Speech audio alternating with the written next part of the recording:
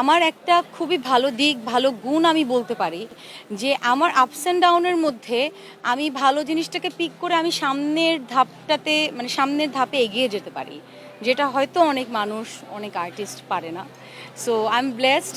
Maybe আমি একটা কথা বিশ্বাস করি, if you are honest no one can stop you.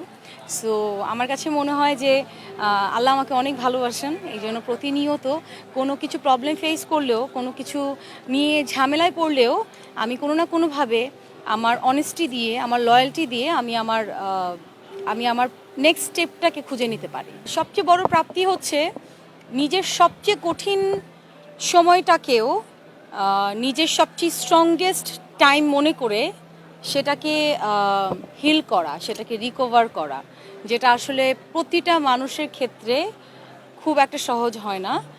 But somehow আলহামদুলিল্লাহ আম ব্লেসড, আল্লাহ আছেন আমার সাথে, যে আমার সবচেয়ে কঠিন সময়টাকেও আমি খুব সুন্দর করে পার করতে পেরেছি। এটাই আমার কাছে বড় প্রাপ্তি।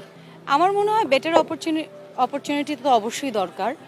আর আমার একটা ব্যাপার আছে অ্যাজ অ্যান আর্টিস্ট, যে সাপোজ আমার সামনে 10টা কাজ রেখে দিয়েছে কেউ, 10টা কাজের মধ্যে যদি আমি দেখি 2টা কাজ আমি ডিজার্ভ করি, আমি সেই 2টাই করি। সেটা পুরোপুরি আমার ডিসিশনে, এবং এটা অনেক ক্ষেত্রেই হতে পারে। হয়তো আমার মনে হয় আমি আরও অনেক ভালো ভালো কাজ ডিজার্ভ করি। আপনাকে তো একটা কথা বললাম না যে আপস অ্যান্ড ডাউন সব জায়গায় থাকে। আপনি কোন নিউজ পেপারে আছেন? বাংলা টিভিতে আসেন। আপনার বাংলা টিভিতেও কিন্তু সবার ধরেন একজনের পজিশন ডেভেলপ হচ্ছে, একজনের একটু হ্যাঁ। সো ওই জায়গা থেকে কিন্তু আপনারও কিন্তু এটা হতে পারে, আপস অ্যান্ড ডাউন হতে পারে। ধরেন আজকে আপনি একটা পজিশনে আছেন, তারপরে হয়তো আপনি নেক্সট ধাপে যাবেন, না গিয়ে আপনি হয়তো পিছনের ধাপে চলে গেলেন। হ্যাঁ, সো এটা হতেই পারে, ইটস লাক। অ্যান্ড ওই জায়গা থেকে আমার মনে হয় যে ওটা মাথায় রাখা উচিত না। আমি হয়তো অনেক ভালো ডিজার্ভ করি, অ্যান্ড হয়তো আমি অনেক ব্লেসড যে আমি অনেক ভালো কাজও করছি, যেই কাজ হয়তো অনেক অনেক মেয়ের স্বপ্ন সেটা আমি করছি। সো ওই জায়গা থেকে আমার কাছে মনে হয় আমি ওইটাকে ধরে রাখি না, আমি ধরে রাখি আমার এই কাজের পর আমি কোন কাজটা ভালো করব। যদি আল্লাহ আমার কাছে লিখে রাখেন আরও অনেক ভালো কাজ, সেটা আমার কাছে এমনিতেই আসবে। আমার দর্শক তো আমার দেয়ার মাই এভরিথিং। আসলে আমি এটা বলার জন্য বলি না, কারণ তারা আমাকে এত ভালোবাসা দেয়, ভালোবাসা দিয়েছে, তার জন্যই আসলে এখানে। আমি তো আসলে নাচের মেয়ে, গ্র্যাজুয়েশন কমপ্লিট করিনি, বাট 5 বছর নাচের প্রশিক্ষণ নিয়েছি আসলে। সো ওই জায়গা থেকে আই লাভ ডান্স। সো অনেক দিন পর সুযোগ হয়েছে কত্থক করার বা ক্লাসিক্যাল ডান্স করার।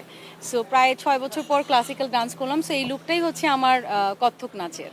আমার কাছে রেকর্ডেড প্রোগ্রামের থেকে লাইভ পারফরমেন্স স্টেজে, যেটা আমি আমার অডিয়েন্সের সাথে কানেক্ট করতে পারছি, আমার অডিয়েন্স আমাকে দেখে তাদের যে ভালো লাগা, তাদের যে excitement, I love the most. মানে আমি যদি বলি যে আমার অ্যাক্টিংয়ের পাশাপাশি, আমার অভিনয়ের পাশাপাশি আমার কোন জায়গাটা আমার সবচেয়ে বেশি ভালোবাসার বা পছন্দের, সেটা হচ্ছে আমার স্টেজ পারফরমেন্স, যেটাতে আমি শত শত হাজার হাজার মানুষের ভালোবাসার এক্সাইটমেন্ট দেখতে পারি।